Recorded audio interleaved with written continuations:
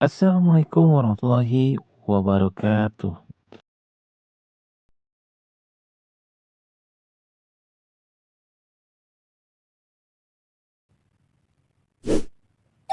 Pernahkah kamu melihat atau memakan biji melinjo?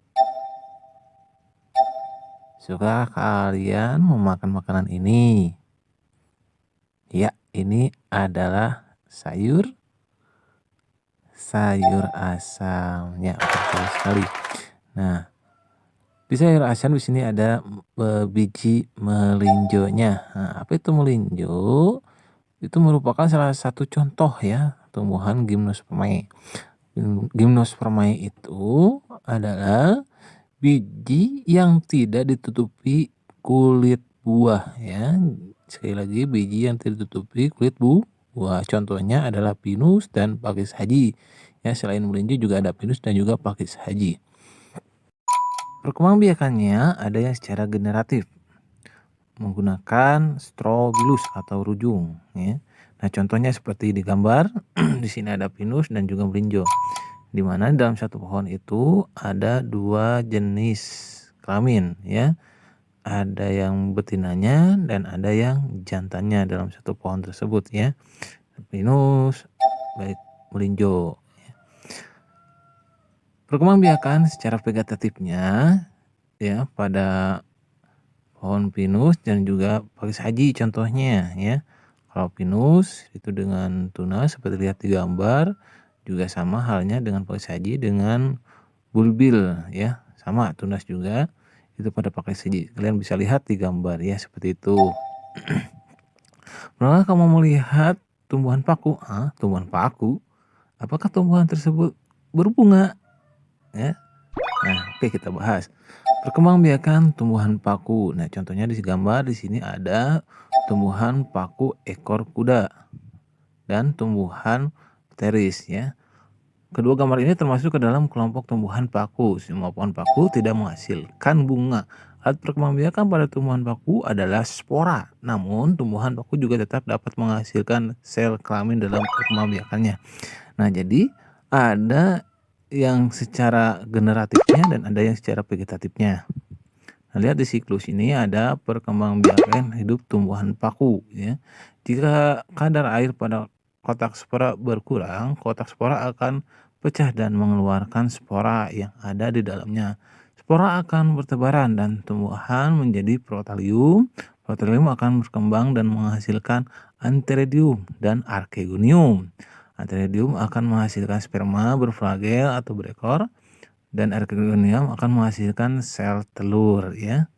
Jadi fertilisasi itu akan terjadi jika sperma yang dihasilkan oleh antheridium dan sampai pada sel telur yang dihasilkan oleh archegonium sehingga menghasilkan zigot. Nah, zigot ini nanti akan menjadi paku baru ya, jadi tumbuhan baru, paku baru ya. Perkembangbiakan tumbuhan lumut. Nah, sekarang kita bahas mengenai lumut. Kalau sebelumnya itu tentang pohon paku-pakuan, sekarang lumut. Nah, ini ada gambar kolam. Kolam ini warna hijau. Nah, itu bukan karena lumut ya, tapi karena ganggang hijau atau alga yang hidup di dalam air ya. Jadi itulah penyebab mengapa kolam itu hijau. Nah, di sini ada batu ya. Nah, kalau ini pasti ya ada lumutnya ya. Lumut merupakan tumbuhan yang hidup di daerah yang lembab, dapat berkembangbiak dengan cara generatif dan vegetatif. Generatifnya menghasilkan sel kelamin, vegetatifnya menggunakan spora ya, hampir sama ya dengan tadi paku-pakuan ya. Perkembangbiakan pada lumut sama halnya dengan perkembangbiakan pada paku-pakuan, yaitu secara generatif dan juga vegetatif. Nah, di sini kita bisa lihat siklus perkembangbiakannya ya. Dari spora sampai sporopit kembali lagi ke spora seperti itu. Kalian bisa pause aja supaya bisa melihatnya ya. Nah, generatifnya seperti apa? Pada suatu individu, lumut memiliki antheridium yang dapat menghasilkan sel sperma dan archegonium yang dapat menghasilkan ovum. Fertilisasi terjadi jika sel sperma sampai pada ovum yang terdapat pada archegonium dengan bantuan air. Zigot akan tumbuh dan menjadi tumbuhan lumut yang dapat menghasilkan spora. Apabila spora jatuh, ia akan tumbuh menjadi protonema. Selanjutnya tumbuh menjadi tumbuhan lumut yang menghasilkan sel kelamin. Nah, itu secara generatifnya. Kalau secara vegetatifnya melalui kuncup atau gemae dan melakukan fragmentasi. Fragmentasi ini terjadi ketika tumbuhan lumut melepaskan sebagian tubuhnya untuk menjadi individu baru. Itu secara vegetatifnya. Jadi tidak mengalami peleburan ya. Teknologi perkembangbiakan pada tumbuhan lumut. Nah, ini sering dimanfaatkan yaitu dengan cara hidroponik, vertikultur, kultur jaringan tumbuhan ya. Nah, yang pertama kita bahas mengenai hidroponik ya.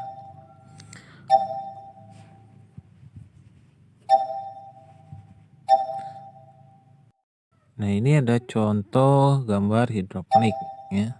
Hidroponik adalah metode penanaman tanaman tanpa menggunakan media tumbuh dari tanah ya. Jadi intinya kalau hidroponik ini dia menggunakan air ya, yang mengandung zat hara. Yang perlu diperhatikan yaitu ketepatan dalam pembuatan dosis, intensitas cahaya dan juga suhu di sekitar tumbuhan tersebut itu harus diperhatikan ya. Dan cara penanaman dengan metode hidroponik ada yang disebut dengan NFT ya. Nah, ini ada gambarnya seperti ini prosesnya. Nah, ini ada cara menanam dengan metode hidroponik.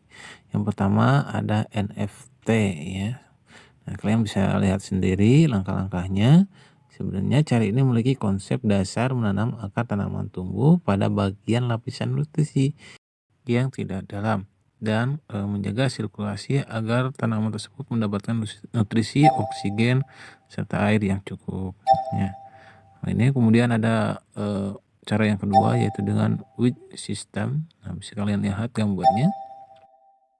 Nah, ini bisa kalian baca cara membuatnya, bisa di pause gitu ya, screenshot saja kalau kalian mau mempraktikkannya di rumah. Kalau kalian mau menjadi seorang petani tapi tidak memiliki lahan yang cukup luas, nah kalian bisa menggunakan metode hidroponik ini ya, NFT dan wedge system. Selanjutnya tentang teknologi perkembangbiakan pada tumbuhan lumut, kita akan bahas juga mengenai vertikultur ya. Selain hidroponik juga ada vertikultur. Vertikultur sama halnya dengan hidroponik ya.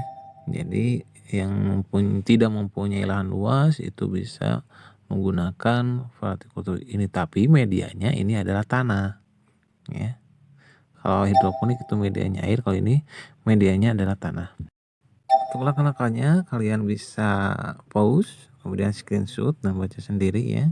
Kalau kalian mau menjadi petani bercocok tanam ya, memiliki usaha, tidak mempunyai lahan yang luas, itu bisa menggunakan trik vertikultur ini ya.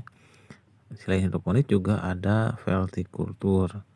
Jadi kalau tidak mempunyai lahan yang cukup luas ya, tapi punya sedikit tanah, ya bisa menggunakan media hidroponik atau vertikultur. Teknologi perkembangbiakan pada tumbuhan lumut yang selain hidroponik vertikultur juga ada kultur jaringan tumbuhan.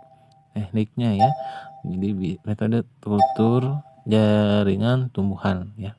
Nah, ini contoh metodenya, pembuatannya seperti ini ya. Nah, kultur jaringan tumbuhan adalah suatu metode untuk mengisolasi bagian dari tanaman seperti sekelompok sel atau jaringan yang ditumbuhkan dalam kondisi aseptik sehingga bagian tanaman tersebut dapat memperbanyak diri tumbuh menjadi tanaman lengkap kembali. Nah, seperti itu. Jadi dia akan tumbuh kembali.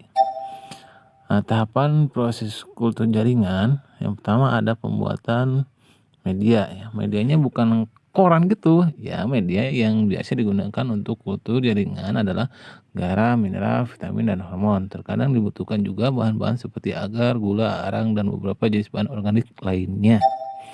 Kemudian tahapan yang kedua adalah inisiasi. Inisiasi ini adalah pengambilan eksplan dari salah satu bagian tumbuhan yang mau kamu kembangbiakan. Eksplan yang diambil ini akan digunakan dalam proses kultur jaringan dan bersifat meristematis ya. Apa tuh meristematisnya? Itu sudah kita bahas sebelumnya.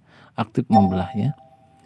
Sterilisasi. Yang ketiga, sesuai dengan namanya, sterilisasi ini digunakan untuk membebaskan eksplan dari segala bentuk proses kehidupan. Eksplan yang sudah melalui proses inisiasi kemudian disterilisasi dengan menggunakan alkohol ya. Itu jadi menggunakan alkohol cara mensterilkannya. Multiplikasi, nah ini adalah kegiatan memperbanyak tanaman ya. Caranya dengan menanam eksplan pada media yang telah dibuat sebelumnya untuk mencegah kontaminasi mikroorganisme. Nah, setelah eksplan itu ditanam, eksplan akan membentuk yang namanya kalkus. Nah, kalkus inilah yang akan memperbanyak pembaruan nutrisi. Tahapan yang kelima adalah penakaran. Nah, pada fase ini akan ada pertumbuhan akar yang dialami eksplan. Jika ini sudah berlangsung, tandanya proses kultur jaringannya ini sudah dimulai. Nah, setelah eksplan akan berkembang menjadi plantlet atau tanaman kecil di dalam botol. Nah, tahapan yang terakhir adalah aklimatisasi. Itu merupakan proses penyesuaian diri plantlet pada lingkungan tempat tumbuhnya. Caranya dengan memindahkan plantlet dari tabung ke lingkungan tumbuh baru, yaitu sebelum ditanam di dalam tanah ya. Tuh.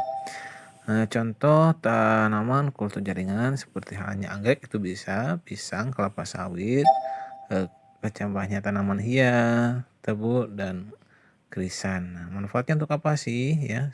Kalian bisa baca sendiri.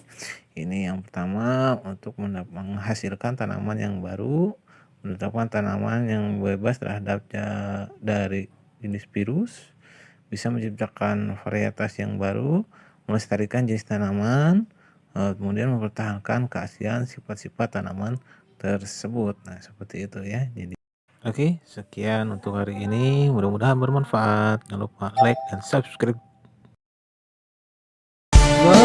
مولاي صل